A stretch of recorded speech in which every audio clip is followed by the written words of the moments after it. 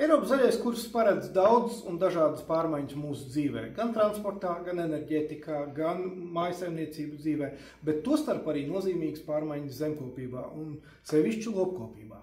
Proti, ir paredzams lielas izmaiņas tajā, cik un kā mēs audzējam dažādus gaļai izmantojamos dzīvniekus. Un arī kā mēs ēdam un cik mēs daudz ēdam gaļu. Ar šiem jautājumiem mēs pūlamies tikt skaidrībā kopā ar Zemkopības ministrijas lauksaimniecības departamentu direktoru Ilgu Līdaku. Tātad, vai mēs šobrīd audzējam lielopus tādā daudzumā, ka viņu metāna izmeši apdraud mūsu iespējas izpildīt zaļā kursa mērķus? Ja mēs runājam par lielopu gaļas ražošanas nozari, kas ir viena no pārējām arī kopējām gaļas nozarēm, un tieši zaļā kursa kontekstā, tad man jāsaka, ka virzība uz zaļā kursa mērķu sasniegšanu notiek. Jo tieši gaļas lielopu ražošanas nozarei šis te izmešu daudzums ir krietni mazāks nekā, piemēram, piena nozarei. Gaļas lielopi tiek audzēti pamatā uz zālājiem, un zālāji, kā zināms, ļoti ietekmē un samazina seg emisijas no augsnēm.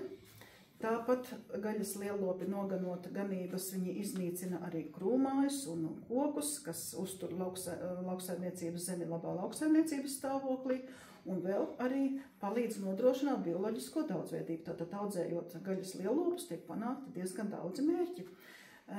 Ja salīdzina piena šķirņu, tātad emisijas no piena šķirņu lielopiem ar gaļas lielopu emisijām, emisijas no zarnu fermentācijas, ja salīdzina šīs divas nozares, piena un gaļas šķirnes, tad emisijas no zarnu fermentācijas no gaļas lielopiem ir par 20% zemākas nekā no piena govīm. Un emisijas no kūtsmēslu apsaimniekošanas ir par 58% mazākas nekā piena govīm. Tātad tas ir krietni ietaupa emisijas šī gaļas lielopa nozare. Vai no jūsu teiktā man būtu jāizdara secinājums, ka mēs turpināsim ēst gaļu 2050. Gadā tikpat cik šobrīd, jo es lasu dažādos zaļā kursa programmatiskajos dokumentos, frāzes par to, ka gaļas patēriņš būtu jāsamazina līdz pat 70%, tas jāizstāja ar augu barību. Kāds ir jūsu viedoklis šajā jautājumā? Protams, lauksaimniecībai kopumā tas ir liels izaicinājums.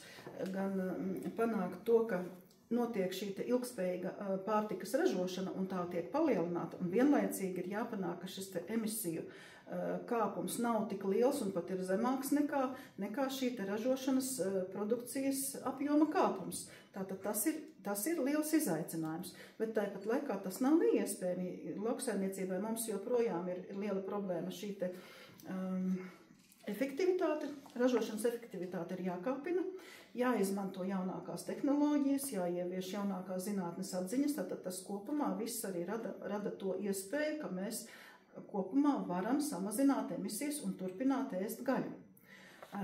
Tas, ko mēs redzam arī savos pārskatos, ka mūsu pašnodrošinājums ar lielopu gaļu ir 219%. 22. gadā tādi dati mums parādījās. Bet tas nozīmē tikai to, ka mēs joprojām saražojam vairāk nekā apēdam. Un te pie vainas ir mūsu ēšanas paradumi un arī cenas. Kāpēc pie vainas? Mēs eksportējam. Mēs eksportējam, jā, eksports, protams, mums ir pieaudzis, un tas ir ļoti pozitīvi. Lauksaimnieki ir kļuvuši konkurētspējīgi, viņi ir iemācījušies audzēt labu kvalitatīvu gaļu, kuru viņi spēj piedāvāt citu valstu tirgos, un turklāt tur tā cena, protams, ir nesalīdzināma augstāka nekā Latvijā. Tad mēs gaļu ēdām un ēdīsim? Mēs ēdām un ēdīsim, mēs tā domājam. Paldies!